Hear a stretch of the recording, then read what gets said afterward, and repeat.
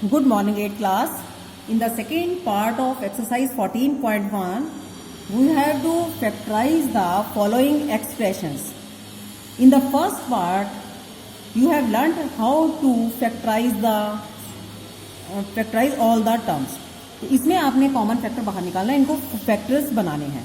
तो अब ये देखिए कि हमने फर्स्ट पार्ट की तरह, जैसे ये फर्स्ट टर्म है तो अलग अलग लेने की बजाय अब हम इसको क्या करेंगे, 7 इंटू एक्स प्राइम फैक्टराइजेशन करना है. ये फर्स्ट टर्म का हो गया. अब इकट्ठे करने हैं 42 can be written as 2 into 3 into 7. ठीक है, 2 इंटू 3 6 इंटू 7 42. अब दोनों, एक टर्म ये है और एक ये है, दोनों में से आपको कॉमन फैक्टर निकालने हैं. तो कॉमन फैक्टर क्या हुआ, एक तो ये 7 है. ठीक है, तो ये 7 बाहर निकाल लिया. तो और कुछ कॉमन नहीं है, तो हम क्या लिखेंगे अंदर, यहां से सिर्फ x बच गया, यहां से 2 इंटू 3 6 बच गया. तो आंसर आ गया 7 into x minus 6. This is the answer.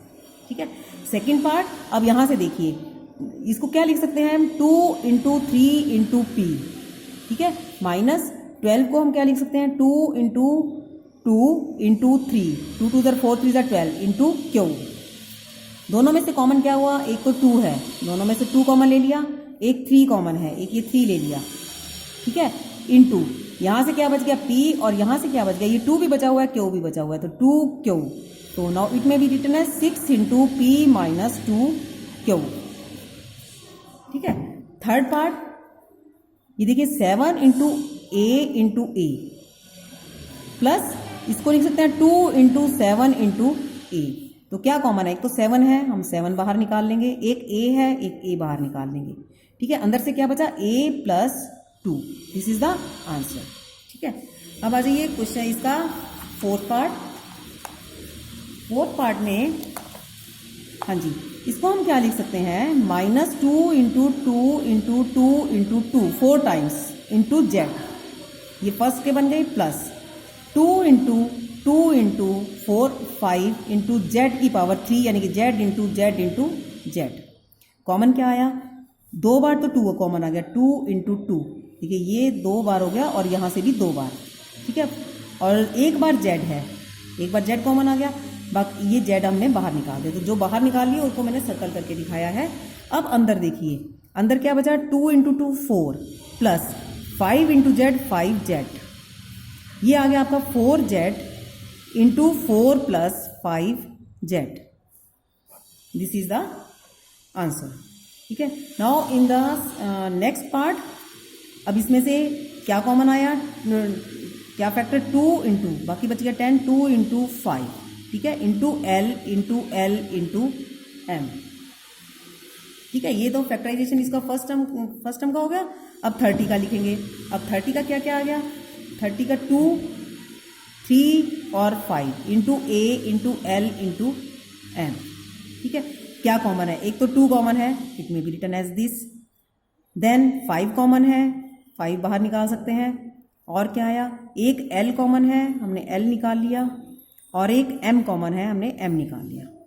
अब अंदर देखा क्या बचा, एक तो 2 बच गया और एक एल बच गया, तो 2l प्लस यहाँ पे 3 और a 3a. ठीक है, 5 इंटू 2 10 कितना हो गया, 10lm into 2l plus 3a. तो I have made you understand 5 parts of this question, and remaining parts you will do yourself.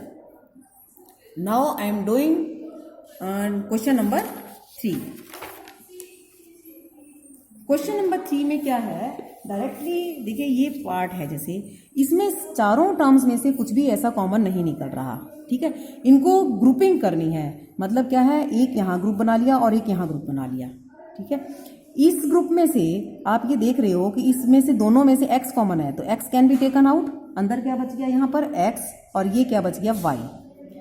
इन दोनों में से क्या कॉमन है, 8 कॉमन, और अंदर क्या बच गया, x प्लस वाई. ये आपके बड़े ब्रैकेट में बंद रहेंगे. अब दोनों ब्रैकेट, हमारे पास एक एक्सप्रेशन ये है और एक एक्सप्रेशन ये है. इनमें से कॉमन क्या है, आपके पास x प्लस वाई कॉमन है, x plus y can be taken out. अब क्या बचा, यहां से सिर्फ x बच गया और यहां से सिर्फ 8 बच गया. This is the answer of this part. इसमें क्या है, जब आपके सारी टर्म्स में से कॉमन ना निकले तो हमें ग्रुपिंग करनी पड़ती है, 2-2 ग्रुप का या 3-3 का ग्रुप। तो इस तरीके से ग्रुपिंग करके कॉमन लेंगे और फिर अगर कॉमन कोई आता है तो उसको बाहर निकालेंगे। अब यहाँ पे देखिए आप, इन दोनों में से क्या कॉमन है।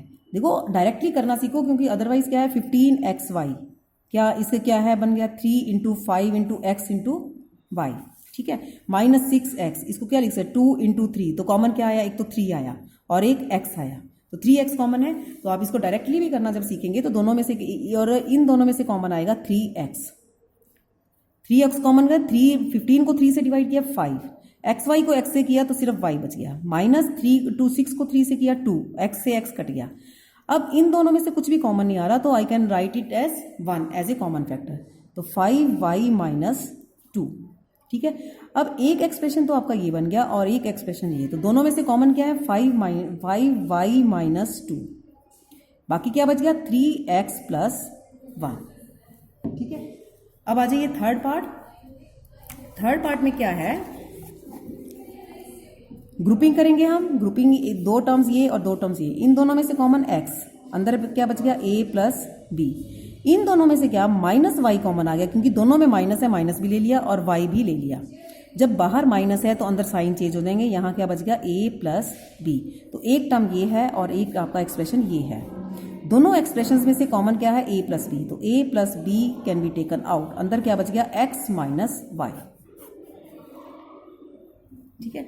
नेक्स्ट पार्ट, हाँ जी, नेक्स्ट पार्ट में देखिए इसको कैसे इसको रीग्रुपिंग करनी पड़ेगी आपको। रीग्रुपिंग कैसे है, क्योंकि देखो अगर इसमें से 15 कॉमन ले लेंगे तो यहाँ क्या बचेगा pq + 1, तो यहाँ से आपका सेम नहीं आएगा। तो रीग्रुपिंग करने का मतलब क्या है कि हमको रीअरेंज भी करना पड़ जाता है कई बार इसको करने के लिए, जैसे कि 15pq, ठीक है, मैं इसको करके दिखा रही हूँ। 15pq + 9q लिख लिया मान लीजिए, +15 + 25q।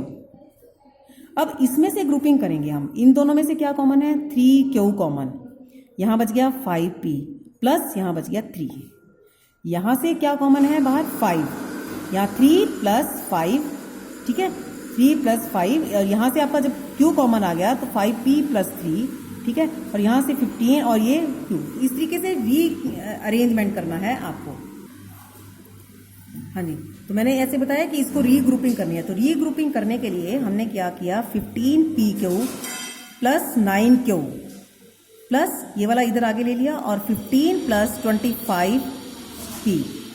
अब इन दोनों में से क्या कॉमन आया, इन दोनों में से 3q कॉमन, क्या बच गया यहाँ पर 5p + 3, प्लस इनमें से क्या कॉमन आया 5 और यहाँ से 3 + 5p, ठीक है। दोनों एक ब्रैकेट ये हो गई और एक ब्रैकेट ये हो गई, एक ब्रैकेट, इन दोनों में से क्या कॉमन आया 5p + 3, 5p + 3, और ये हो गया 3q + 5। This is the answer of this part G. In the last part of this exercise, this one is the last part, z - 7। तो हमें सबसे पहले ग्रुपिंग करनी है। ग्रुपिंग में आपको क्या क्या इकट्ठा करना है, जैसे मान लीजिए ये फर्स्ट पार्ट और ये सेकंड, इसमें से कॉमन क्या है 1, नथिंग, तो z - 7 प्लस यहाँ से कॉमन, अब यहाँ से कॉमन क्या ले सकते हैं, यहाँ से xy कॉमन है, ठीक है, xy दोनों में से कॉमन ले लिया और बाकी क्या बच गया 7 - z, एक ये बन गया और एक ये बन गया आपका एक्सप्रेशन। दोनों एक्सप्रेशन में से देखो यहाँ z - 7 है, यहाँ 7 - z है, तो इसको मैनेज करने के लिए हमने यहाँ z - 7, यहाँ वाला माइनस बाहर ले लिया, तो xy यहाँ पर भी क्या बन गया z - 7, क्योंकि जब xy अब दोनों में से क्या कॉमन है z - 7 और यहाँ बच गया 1 - xy। This was the last part of question number 3. So complete your exercise 14.1. Thank you.